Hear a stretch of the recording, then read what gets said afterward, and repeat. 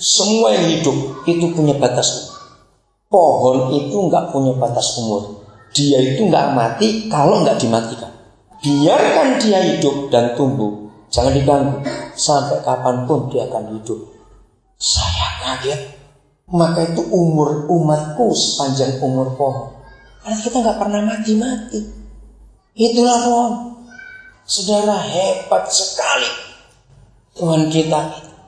Jadi kalau kita harus hidup, itu berarti bekerja memberi buah. Selanjutnya, jadi mana yang harus kupilih? Aku tidak tahu. Dipilih apa? Ayat 23. Aku didesak dari dua pihak. Pihak pertama, dia ingin kemana? Ayo, ingin kemana dia? Ayo, ya artinya apa? Mati. Karena itu memang jauh lebih baik. Nah, ayat 24 ini pemimpin-pemimpin harus jadi moto dalam kehidupan kita. Tetapi mengharukan sekali. Lebih perlu untuk tinggal di mana? Di dunia ini. Kalimat ini penting. Karena kamu, maka mulai hari ini semua pemimpin harus bisa menemukan siapa kamu buat hidup kita. Ngerti? Nah, kamu yang dikatakan oleh Paulus di sini, itulah tujuan hidupnya. Itulah yang mendorong dia untuk tetap punya semangat hidup, saudara. Kalau Paulus tidak ketemu kamu dalam hidupnya, dia sudah putus asa. Bayangkan, selama dia jadi hamba Tuhan, jadi rasul, jadi penginjil, lebih dari separuh hidupnya itu di penjara, saudara. Apa enggak stres? Apa enggak putus asa? Maka itu hampir 70% surat-surat ini ditulis dalam penjara. Mengapa dia enggak stres? Karena dia punya kamu dalam hidup. Ayo temukan hari ini. Siapakah?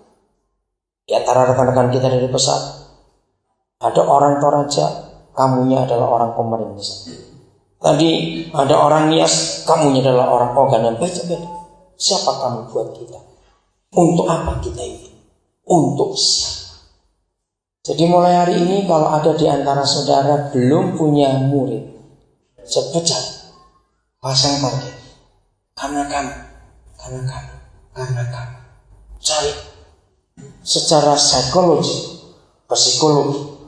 Kalau kita punya sasaran kamu itu tadi, hidup ini semangat. Betul tidak? Karena kita mau meraih itu. Dan kita mendidik orang-orang itu. Galatia 4:19.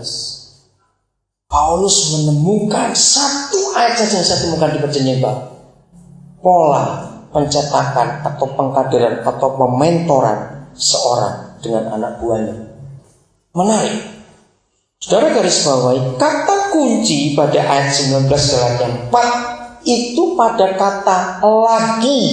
Singkat sekali. Lagi yang penting. Saya sampai hari ini kalau membandingkan Alkitab tetap saya akan pakai bahasa Jawa. Jadi bahasa Inggris, saya sedikit ngerti bahasa Belanda, bahasa Jerman. Di handphone saya itu ada Alkitab bahasa Inggris, ada Alkitab bahasa Jerman, ada Alkitab bahasa Indonesia. Karena itu lebih kaya kalau kita nanti bisa mengerti banyak bahasa, lebih kaya kita dalam belajar. Nah, dalam semua bahasa kata lagi itu ada. Hai anak-anakku. Inilah pemimpin. Pemimpin dengan anak buah, hubungnya harus papa dengan anak, katakan amin. Hai anak-anakku, karena kamu, aku menderita sakit bersalin lagi. Sampai kapan aku berhenti sakit bersalin? Di kalimat berikut sampai apa? Rupa Kristus nyata di dalam hidupmu. Yang saya heran, masa ada orang sakit bersalin ulang-ulang dengan melahirkan anak yang sama? Nah, ini yang gila. Ternyata begini kebenarannya. Saya minta Roh Kudus nolong saya menemukan arti. Sebagai pemimpin, saudara, orang yang kita pimpin itu adalah anak-anak yang harus kita lahirkan. seluruh dunia akan sama. Kalau ada ibu melahirkan kita dengar kabar, pasti pertanyaannya cuma dua, jarang 3, 4, 2 saja. Satu, laki atau perempuan. Nggak ada orang tanya bawa emas atau tidak. Oh, itu mata duit kan betul. Kalau tanya begitu, laki atau perempuan itu nomor 1. Nomor 2 pasti seperti siapa? Mamanya atau papanya? Atau enggak? Sebagai seorang pemimpin, ketika kita memuridkan, kita menjadi mentor untuk orang-orang kita pimpin, ternyata kita sedang mengandung. Maka itu saya tidak percaya kalau gembala sampai ribuan jemaatnya. Nggak mungkin. Maksimal di dunia ini yang pernah tercatat, ibu melahirkan kembar 7 itu maksimal. Maka itu ada gembala. Gembalanya duduknya di Jakarta. Tapi sampai Medan, sampai Lampung, sampai Palembang, sampai Batam, sampai jauh mana, gembalanya sama. Nggak mungkin, ini perusahaan. Itu bukan gembala, itu direktur. Ini jelas ngaco gereja seperti ini. Mereka pasti nggak baca Alkitab baik-baik. Memang itu jadi salah. Jangan ikut-ikutan begitu ya dalam nama Yesus. Paulus itu gembalanya 9 bulan 10 hari mengandung. Nasihat, ngomel, marah, mendoakan, memberi makan, mengasihi. Itu seorang pemimpin. 9 bulan 10 hari. Tiba waktunya sakit bersalin. Aduh, lahir. Belum mirip Yesus, masuk lagi. Itu kan arti kata lagi serius. Anak yang sama dikandung yang kedua. Nasihat, ditegur, ditolakkan, dimarahi, diberi makan, semuanya itu. Tiba lagi sakit bersalin, belum mirip juga, masuk lagi. Saudara, itu pemuritan, itu pemimpin. Katakan amin. Hanya untuk satu orang sakitnya berulang-ulang sampai orang itu jadi serupa Yesus.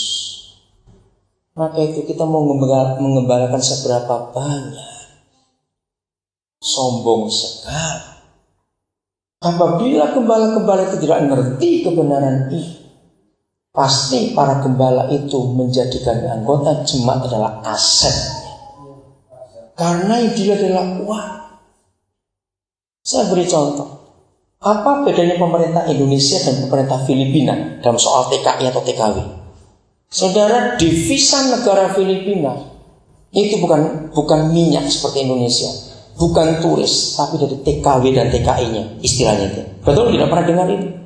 Lebih daripada sepertiga rakyat Filipina itu menjadi pembantu dan keluar negeri. Bagi pemerintah Filipina, mereka itu perlu dijaga, dilindungi. Tapi Indonesia tidak.